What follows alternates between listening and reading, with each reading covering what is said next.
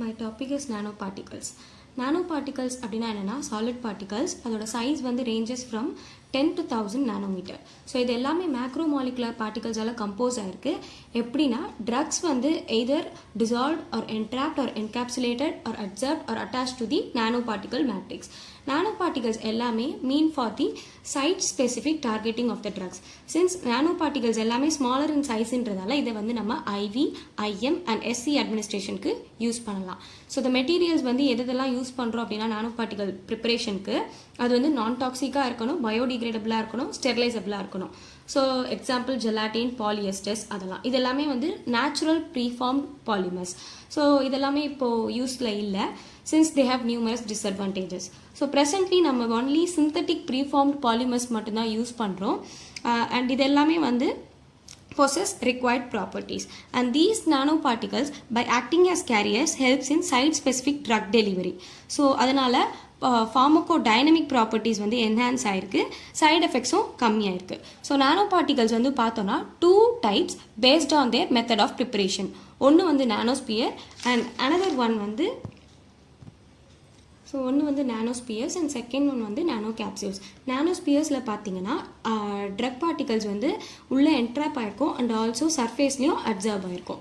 அதே மாதிரி தான் நானோ கேப்சியூல்ஸில், பட் இதில் வந்து ஒரு ஆயிலி கோர் இருக்குது, அதுக்குள்ளே ட்ரக்ஸ் வந்து என்ட்ராப் ஆகிருக்கும் அண்ட் ஆல்சோ சர்ஃபேஸ்லேயும் வந்து அப்சர்வ் ஆகிருக்கும்.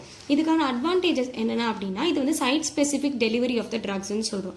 ஸோ அதனால் மேக்ஸிமம் தெராபியூட்டிக் ரெஸ்பான்ஸ் இருக்கும் அண்ட் அட்வர்ஸ் எஃபெக்ட்ஸ் வந்து மினிமமாக இருக்கும். ஸோ இதில் வந்து நம்ம ட்ரக்கோட ஆக்டிவிட்டியை வந்து ப்ரிசர்வ் பண்ணலாம். ஏன்னா இதில் எந்த ஒரு கெமிக்கல் ரியாக்ஷனும் இன்வால்வ் ஆகலைன்றதால ட்ரக்கோட ஆக்டிவிட்டியை நம்ம ப்ரிசர்வ் பண்ண முடியுது. Both active and passive drug targeting வந்து நம்மளால் அச்சீவ் பண்ண முடியுது. எப்படின்னா பார்ட்டிகல் சைஸை மேனிப்புலேட் பண்ணலாம் அண்ட் ஆல்சோ சர்ஃபேஸ் கேரக்டரிஸ்டிக்ஸையும் நம்ம மேனிப்புலேட் பண்ணி ட்ரக் டார்கெட்டிங்கை நம்மளால் அச்சீவ் பண்ண முடியுது. ஸோ நானோ பார்ட்டிகல்ஸ் வந்து நம்மளால் சொன்ன மாதிரி ஓரல், நேசல் அண்ட் ஆக்குலர் ரூட்ஸ்லலாம் வந்து அட்மினிஸ்டர் பண்ண முடியும். So by attaching specific ligands onto their surface, nanoparticles வந்து நம்ம specific target site டைரக்ட் பண்ணி யூஸ் பண்ணலாம். இதுக்கு சில டிஸ்அட்வான்டேஜஸ் இருக்குது. என்னென்னா ஒன்று பார்ட்டிகல் அக்ரிகேஷன் நடக்கும். ஏன்னா இது smaller in சைஸ்ன்றதால large surface area இருக்கிறதால ஒன்னோட ஒன்று அக்ரிகேட் ஆகிக்கும். இன்னொன்று நானோ பார்ட்டிகல்ஸ் வந்து ட்ரை ஃபார்ம்லேயும் சரி லிக்விட் ஃபார்ம்லேயும் சரி ரொம்ப difficult to handle. Nanoparticles smaller in சைஸ்ன்றதால அதோட ட்ரக் லோடிங் வந்து ரொம்ப லிமிட்டட் தான் அண்ட் ஆல்சோ அது வந்து பர்ஸ்ட் ஆக சான்சஸ் இருக்குது அண்ட் ஆல்சோ கண்டென்ட்ஸ் வந்து லீக் ஆகலாம். ஸோ நெக்ஸ்ட் ஒன் வந்து formulation of nano particles. Formulation of nano particles பார்த்தோன்னா 5 மெத்தட்ஸ் இருக்குது. ஸோ ஃபர்ஸ்ட் மெத்தட் வந்து solvent evaporation method. So first method வந்து சால்வெண்ட் எவாப்ரேஷன் மெத்தட். இந்த மெத்தடில் first polymer plus drug plus organic solvent, அதாவது chloroform அந்த மாதிரியான ஆர்கானிக் சால்வெண்ட்டை டிசால்வ் பண்ணி வச்சுக்கிறோம். ஸோ இந்த மிக்சர் கூட aqueous solution of surfactant or எமல்ஜென்ட்டை வந்து நம்ம ஆட் பண்ணுறோம். ஆட் பண்ணும்போது பாலிமர் என்ன ஆகும்னா tends to phase out. So polymer tends to phase out ஆகும்போது ப்ரெசிபிடேட் ஆக ஆரம்பிக்குது. ஸோ இந்த ப்ரெசிபிடேஷனை வந்து நம்ம வந்து ஸ்லோ பண்ணலாம் பை யூஸ் ஆஃப் சர்ஃபேக்டன்ட், அதாவது ஆல்ரெடி இந்த ஆக்வஸ் சொல்யூஷன்லேயே இருக்குது. ஸோ அதனால நமக்கு oil in water type of emulsion form ஆகுது. இந்த ஃபார்ம் ஆன எமல்ஷனோட குளோபியூல் சைஸை நம்ம ரெடியூஸ் பண்ண நம்ம ஒன்று கொலாய்டல் மில்லில் வந்து பாஸ் பண்ணலாம், ஆர்எல்ஸ் மைக்ரோ ஃப்ளூயிடைசரில் யூஸ் பண்ணலாம், இல்லை அல்ட்ராசோனிஃபிகேஷன் மெத்தட் யூஸ் பண்ணலாம். அதனால நமக்கு வந்து மைன்யூட் ட்ராப்லெட்ஸ் கிடைக்குது. ஸோ இந்த ஃபார்ம் ஆன ட்ராப்லெட்ஸ்லேருந்து நம்ம வந்து சால்வெண்ட்டை வந்து எவாப்ரேட் பண்ணலாம்.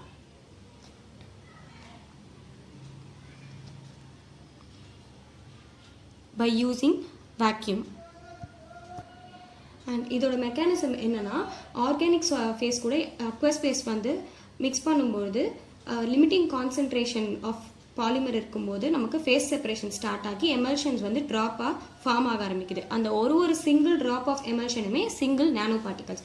ஸோ இதுக்கு டிஸ்அட்வான்டேஜஸ் இருக்குது. என்னென்னா அல்ட்ராசோனிஃபிகேஷன் யூஸ் பண்ணுறதால கெமிக்கல் ரியாக்ஷன் நடக்கலாம் அண்ட் ஆல்சோ இதனால வந்து ப்ராடக்ட் வந்து டீக்ரேட் ஆகலாம். மோரோவர் இதை வந்து நம்மளால் இண்டஸ்ட்ரியல் ஸ்கேலில் யூஸ் பண்ண முடியாது. ஸோ இதை வந்து நம்ம தடுக்கிறதுக்கு ஹை ப்ரெஷர் ஹோமோஜனைசர்ஸ் யூஸ் பண்ணலாம், இல்லை மைக்ரோ ஃப்ளூயிடைசர்ஸ் யூஸ் பண்ணலாம். இப்போ குளோரோஃபார்மோட யூஸையும் வந்து நம்ம ரெடியூஸ் பண்ணிக்கலாம். அண்ட் நெக்ஸ்ட் ஒன் வந்து spontaneous emulsification method. And second method வந்து ஸ்பான்டேனியஸ் எமல்சிஃபிகேஷன் மெத்தட். இதுக்கு இன்னொரு பேரும் இருக்குது, சால்வெண்ட் டிஃப்யூஷன் மெத்தட். ஸோ இந்த மெத்தடில் polymer plus drug plus dichloromethane and acetone ஒரு சொல்யூஷனாக மிக்சர் ஃபார்ம் பண்ணிக்கிறோம். ஸோ இதில் வந்து dichloromethane water miscible, acetone water immiscible. So இது கூட நம்ம என்ன ஆட் பண்ண போகிறோம்னா aqueous solution of stabiliser add பண்ண போகிறோம். ஆட் பண்ணதுமே இங்கே வந்து இன்டர்ஃபேஷியல் டர்புலன்ஸ் நடந்து பிட்வீன் 2 phases நமக்கு வந்து ஸ்மால் ட்ராப்லெட்ஸ் வந்து ஃபார்ம் ஆகுது. As a result of interfacial turbulence small droplets form ஆகுது. ஸோ இங்கே நமக்கு டைக்ளோரோமீத்தேன் வந்து எவாபரேட் ஆகுது அண்ட் அசிட்டோன் வந்து ட்ராப்லெட்ஸ்லேருந்து டிஃப்யூஸ் ஆகி நமக்கு நானோ பார்ட்டிகல்ஸ் கிடைக்குது. இந்த நானோ பார்ட்டிகல்ஸ் வந்து கோட்டட் நானோ பார்ட்டிகல்ஸாக இருக்குது. ஸோ இதுக்கு அட்வான்டேஜ் என்ன அப்படின்னா இங்கே வந்து அல்ட்ராசோனிஃபிகேஷன் இன்வால்வ் ஆகலை. So there is no degradation in the product. And also இதை வந்து நம்ம இண்டஸ்ட்ரியல் செட்டப்க்கு யூஸ் பண்ணலாம். ஸோ இதோட டிஸ்அட்வான்டேஜ் என்னன்னு பார்த்தோம்னா பார்ட்டிகல்ஸ் வந்து tends to aggregate during the solvent evaporation. So இதுக்கு தான் இதோட advantages and disadvantages. Third method is salting out method. இந்த மெத்தடில் என்னென்னா சால்ட்டிங் அவுட் எஃபெக்டை வச்சு பண்ணுறோம். ஸோ இதில் வாட்டர் மிசிபிள் சால்வெண்ட் வந்து tends to separate out from an aqueous solution எப்போனா ஒரு எலக்ட்ரோலைட் ஆட் பண்ணும்போது. ஸோ இதில் வந்து பார்த்தோன்னா பாலிமர் ட்ரக் ப்ளஸ் அசிட்டோன் ஒரு மிக்சர் ஃபார்ம் பண்ணிக்கிறோம் and then aqueous solution of stabiliser along with the electrolyte நம்ம இன்னொரு மிக்சர் ஃபார்ம் பண்ணிக்கிறோம். ஸோ இது ரெண்டுத்தையும் நம்ம ஆட் பண்ணி எமல்சிஃபிகேஷன் பண்ணுறோம் பை மெக்கானிக்கல் ஸ்டிரர். பண்ணும்பொழுது நமக்கு ட்ராப்லெட்ஸ் ஃபார்ம் ஆகுது. ஸோ இந்த எமல்ஷனில் வந்து நம்ம வாட்டர் ஆட் பண்ணும்போது அசிட்டோன் வந்து tends to diffuses into the aqueous phase. So அதுக்கடுத்து நம்ம என்ன பண்ணுறோம்னா எலக்ட்ரோலைட்டை வந்து நம்ம ரிமூவ் பண்ணுறோம் by cross filtration method. Remove பண்ண உடனே நமக்கு வந்து நானோ பார்ட்டிகல்ஸ் ஃபார்ம் ஆகுது. ஸோ இந்த மெத்தடுக்கான அட்வான்டேஜ் என்னென்னா இதில் வந்து நம்ம ஹை அமௌண்ட் ஆஃப் ட்ரக்கை வந்து இன்கார்பரேட் பண்ணலாம் அண்ட் இதை வந்து நம்ம இண்டஸ்ட்ரியல் செட்டப்க்கு யூஸ் பண்ணலாம். இதோட டிஸ்அட்வான்டேஜ் என்னென்னா எலக்ட்ரோலைட் யூஸ் பண்ணியிருக்கிறதால நம்ம வந்து கம்ப்ளீட்டாக இதை ரிமூவ் பண்ண இன்டென்ஸ் பியூரிஃபிகேஷன் தேவைப்படுது அண்ட் ஆல்சோ இதில் வெறும் லிப்போஃபிலிக் ட்ரக்ஸ் மட்டும்தான் நம்மளால் யூஸ் பண்ண முடியும். ஃபோர்த் மெத்தட் என்ன அப்படின்னா எமல்சிஃபிகேஷன் டிஃப்யூஷன் மெத்தட். இந்த மெத்தட் வந்து சால்ட்டிங் அவுட் மெத்தடோட ட்ராபேக்ஸ்லாம் ஓவர் கம் பண்ணி யூஸ் பண்ணுறோம். ஸோ இதில் வந்து எலக்ட்ரோலைட்ஸை வந்து யூஸ் பண்ணலை. ஸோ அதனால் இதில் பார்ஷியலி வாட்டர் சால்யூபிள் சால்வெண்ட்டை யூஸ் பண்ண போகிறோம். ஸோ இதை ஆல்ரெடி நம்ம ப்ரீவியஸ்லி சேச்சுரேட் பண்ணிடுறோம் யூஸிங் வாட்டர்.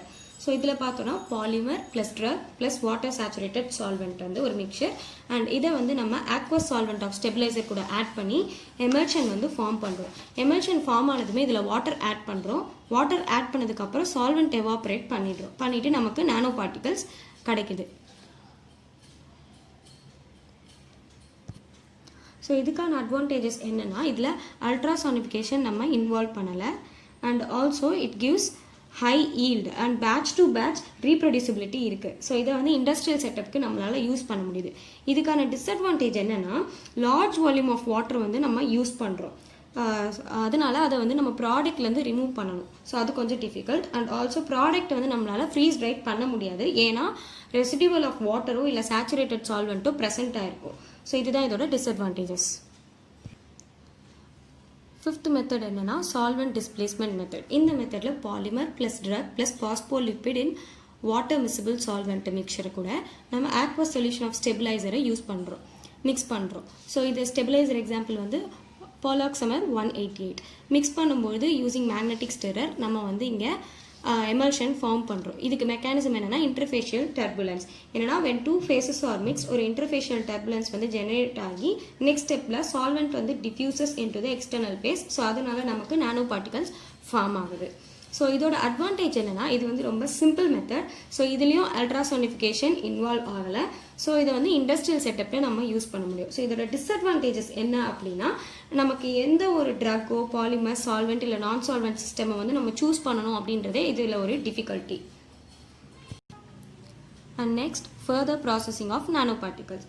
ஸோ நம்ம ப்ரிப்பேர் பண்ண நானோ பார்ட்டிகல்ஸ் வந்து ஸ்டோரேஜ் பண்ணி அதை யூஸ் பண்ணணுன்றதுக்காக வேண்டி நம்ம ஃபர்தராக ப்ராசஸ் பண்ண வேண்டியிருக்கு. ஸோ இதை வந்து நம்ம ஃபர்ஸ்ட் பியூரிஃபிகேஷன் பண்ணணும். பியூரிஃபை பண்ணணும் எதுலேருந்து டாக்ஸிக் மெட்டீரியல்ஸ்லேருந்து அண்ட் நம்ம வந்து இதை ஸ்டெர்லைஸ் பண்ணணும். ஸ்டெர்லைஸ் பண்ணுறதுக்கு வந்து ஏன்னா அது வந்து பேரண்டல் அட்மினிஸ்ட்ரேஷனுக்கு நம்ம யூஸ் பண்ண போகிறோம் அதனால். அண்ட் தென் லயோஃபிலைசேஷன் பண்ணி நம்ம ஸ்டோரேஜ் பண்ணி லேட்டர் அட்மினிஸ்ட்ரேஷனுக்கு யூஸ் பண்ண போகிறோம். ஃபர்ஸ்ட் பியூரிஃபிகேஷனுக்கு நம்ம cross flow filtration method use பண்ண போகிறோம். ஸோ இதுக்கு ஒரு அப்பேரட்டஸ் யூஸ் பண்ணுறோம். அதில் ஃபில்ட்ரேஷன் மெம்பரேன் இருக்குது, த்ரூ விச் நம்ம நானோ பார்ட்டிகல் சஸ்பென்ஷனை ஃப்ளோ பண்ண போகிறோம் டான்ஜென்ஷியல் மேனரில். ஸோ ஃபில்ட்ரேஷன் சைக்கிளை வந்து செவரல் டைம்ஸ் ரிப்பீட் பண்ணுறோம். ஒரு ஃபில்ட்ரேட் கிடைக்குது. அந்த ஃபில்ட்ரேட்டில் வந்து சொல்யூபிள் இம்ப்யூரிட்டிஸ் இருக்கும், as well as particle size smaller in size than the pore of the membrane இருக்கும். ஸோ இந்த ஃபில்ட்ரேட் வந்து நம்ம டிஸ்கார்ட் பண்ணிடுறோம். ஸோ இதோட மெரிட்ஸ் என்ன பார்த்தோம்னா, இது வந்து ஒரு எஃபிஷியன்ட்டான பியூரிஃபிகேஷன் டெக்னிக் அண்ட் இதை வந்து இண்டஸ்ட்ரியல் செட்டப்லையும் நம்மளால் யூஸ் பண்ண முடியுது பை அதோட சர்ஃபேஸ் ஏரியா ஆஃப் ஃபில்ட்ரிங் மெம்பரேனை இன்க்ரீஸ் பண்ணுறது மூலயமா. ஸோ செகண்ட் ஒன் வந்து நம்ம ஃப்ரீஸ் ட்ரையிங் பண்ண போகிறோம். ஃப்ரீஸ் ட்ரையிங் ஆர் லயோஃபிலைசேஷன் எதுக்கு அப்படின்னா, removal of water content by sublimation under reduced pressure பண்ண போகிறோம்.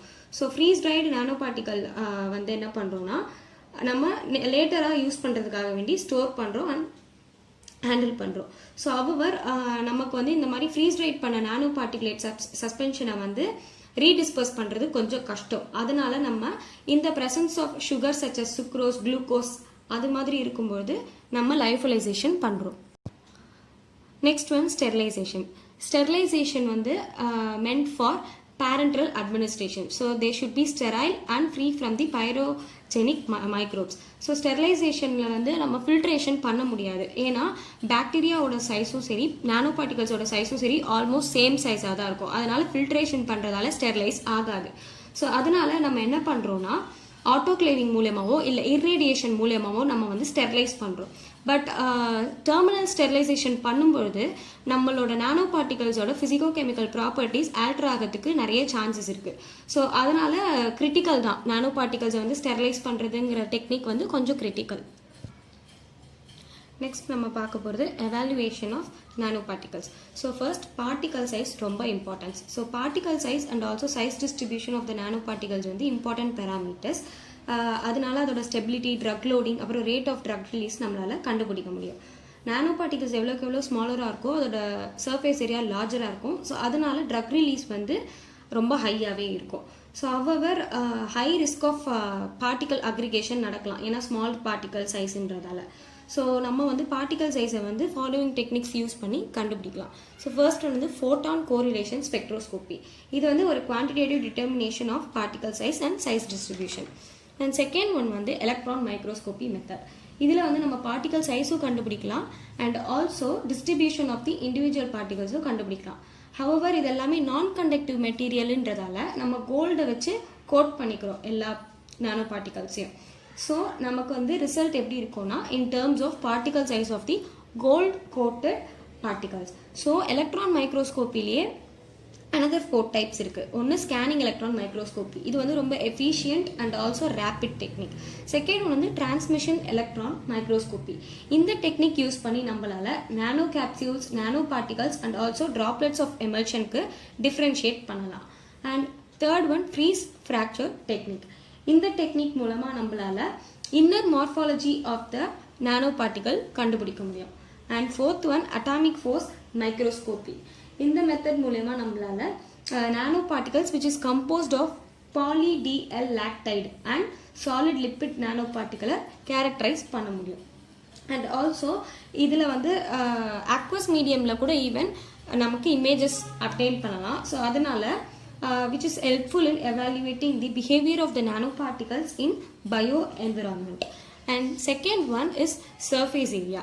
A is equal to 6 by rho d. Using this formula நம்ம surface area of the nanoparticle கண்டுபிடிக்கலாம். and also ஒரு instrument இருக்கு termed as soptometer. அதையும் use பண்ணி நம்ம specific surface area of the freeze dried nanoparticle கண்டுபிடிக்கலாம். ஸோ இதில் வந்து A வந்து area of the nano particle, rho is density and D is diameter. So அவர் இதில் வந்து ரெசிடுவல் சர்ஃபாக்டன்ட் வந்து அதிகமாக இருக்கிறதால நானோ பார்ட்டிகல்ஸ் கூட நமக்கு ஸ்லைட் டீவியேஷன்ஸ் இருக்கலாம் in value and the calculated value. And third one வந்து சர்ஃபேஸ் சார்ஜ். சர்ஃபேஸ் சார்ஜ் வந்து எப்படி கண்டுபிடிக்கலாம்னா சீட்டா பொட்டன்ஷியல் அப்படின்ற டேர்ம் மூலமாக கண்டுபிடிக்கலாம். ஸோ இதனால அதோட எலக்ட்ரிக்கல் ப்ராப்பர்ட்டிஸ் நம்மளால் வந்து இண்டிகேட் பண்ண முடியும். ஸோ இது ரொம்ப இம்பார்ட்டண்ட். இது எதை டிபெண்ட் பண்ணி இருக்குது அப்படின்னா, நானோ பார்ட்டிகல்ஸ் வந்து எதால் கம்போஸ் ஆயிருக்கு அண்ட் ஆல்சோ அது எந்த மீடியமில் டிஸ்பர்ஸ் ஆயிருக்குன்றதை பொறுத்து தான் அதோட ஜீட்டா பொட்டன்ஷியல் இருக்குது அப்படின்னு சொல்கிறாங்க. ஸோ ஃபோர்த் ஒன் வந்து டென்சிட்டி. ஸோ டென்சிட்டி அப்படின்னா என்னென்னா, நம்ம எதை வச்சு கண்டுபிடிக்கலாம் அப்படின்னா, நம்ம scaling electron microscopy and transmission electron microscopy and freeze fracture technique மூலமா நம்ம density of the nano particle நம்ம கண்டுபிடிக்கலாம். ஸோ நெக்ஸ்ட் ஒன் வந்து மாலிகுலர் வெயிட். மாலிகுலர் வெயிட் வந்து நம்ம எதுக்கு கண்டுபிடிக்கிறோம்னா by utilising refractive index detector வச்சு நம்ம கண்டுபிடிக்கிறோம். அண்ட் நெக்ஸ்ட் ஒன் வந்து next one is recovery of nano particles. இது 6th ஒன். நானோ பார்ட்டிகல்ஸ் வந்து எந்த அளவுக்கு ஈல்ட் ஆயிருக்குன்றத இன் டேர்ம்ஸ் ஆஃப் percentage நம்ம calculate பண்ணலாம் by using this formula. Nanoparticles yield is equal to concentration of the drug in nanoparticles by concentration of the recovered nanoparticles into 100. So 7th one is drug incorporation efficiency. So இதை வந்து இந்த formula use பண்ணி நம்ம determine பண்ணலாம். DIE of nanoparticle is equal to quantity of drug entrapped in nanoparticles by total amount of drug used. And loading of drugs in nanoparticles வந்து நம்ம ரெண்டு method மூலமா பண்ணலாம். ஒன்று incorporating the drug during the formation of nanoparticles and second one incubating the formed nanoparticles with the concentrated drug solution. So ரெண்டுமே நம்ம என்ன பண்ணுறோம்னா both drug loading and drug incorporationக்கு solubility of the drug in the polymer depend பண்ணி தான் இருக்கு R த matrix மெட்டீரியலை depend பண்ணி தான் இருக்கு. ஸோ இந்த solubility வந்து in turns depends on the composition of the polymer and its molecular weight. So next one வந்து in vitro release. In vitro release வந்து two types of methods வச்சு நம்ம கண்டுபிடிக்கலாம். ஒன்று diffusion cell, second one வந்து ultrafiltration cell. இந்த diffusion cellல பார்த்தோம்னா இந்த diffusion cellல பார்த்தோம்னா two chambers இருக்கு. ஒன்று வந்து donor chamber and இன்னொன்று வந்து receptor chamber. ஸோ இதை வந்து ரெண்டுத்தையுமே நம்ம வந்து ஹைட்ரோஃபிலிக் மில்லிபோர் மெம்பரேன் மூலமா செப்பரேட் பண்ணியிருக்கோம். இந்த டிஃப்யூஷன் செல்லை வந்து நம்ம ஒரு ஷேக்கர் ஸ்டாண்ட் மேலே பிளேஸ் பண்ணி வைக்கிறோம். ஸோ இந்த டிஃப்யூஷன் செல்லை வந்து நம்ம ஒரு ஷேக்கர் ஸ்டாண்ட் மேலே பிளேஸ் பண்ணி வைக்கிறோம். பிளேஸ் பண்ணி வச்ச அப்புறம் டோனார் சேம்பரில் வந்து நானோ பார்ட்டிகுலேட் சஸ்பென்ஷனை ஃபில் பண்ணுறோம் அண்ட் ரிசெப்டார் சேம்பரில் வந்து நம்ம பாஸ்பேட் பஃபரை வந்து ஃபில் பண்ணுறோம். ஸோ ஒரு பீரியாடிக்கலி வந்து நம்ம என்ன பண்ணுறோம்னா இந்த பாஸ்பேட் பஃபரை வந்து சாம்பிள் ஆஃப் பாஸ்பேட் பஃபரை வந்து நம்ம எடுத்து ரிமூவ் பண்ணி அதை வந்து அசே பண்ணுறோம் to determine the rate of drug release. So இது ஃபர்ஸ்ட் மெத்தட். இது வந்து என்னென்னா டிஃப்யூஷன் செல் யூஸ் பண்ணி பண்ணுறது. நெக்ஸ்ட் பி வந்து பார்த்தோன்னா அல்ட்ரா ஃபில்ட்ரேஷன் செல். இந்த மெத்தடில் பார்த்தோன்னா ஒரு பிளெயின் பஃபர் இருக்க இதை வந்து நம்ம ஃபில் பண்ணி வச்சுக்கிறோம் அல்ட்ரா ஃபில்ட்ரேஷன் செல்லில் வச்சுட்டு அந்த நானோ பார்ட்டிகுலேட் சஸ்பென்ஷனையும் வந்து அந்த செல்லுலேயே ஆட் பண்ணிக்கிறோம். ஆட் பண்ணிவிட்டு அட் ரெகுலர் டைம் இன்டர்வல்ஸ் அந்த பஃபரோட சாம்பிளை வந்து நம்ம ஃபில்டர் பண்ணி எடுக்கிறோம் த்ரூ அல்ட்ரா ஃபில்ட்ரேஷன் மெம்பரேன். எடுத்துட்டதுக்கப்புறம் அதை வந்து அசே பண்ணுறோம் to determine the release of drug.